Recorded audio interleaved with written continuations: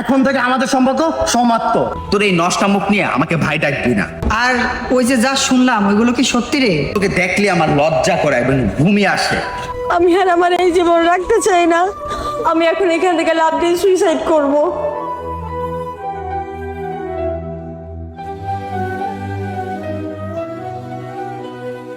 আরে এইখানে কে? High high, কে এইভাবে পড়ে আছে এইখানে? না জানি কোন মায়ের সন্তান।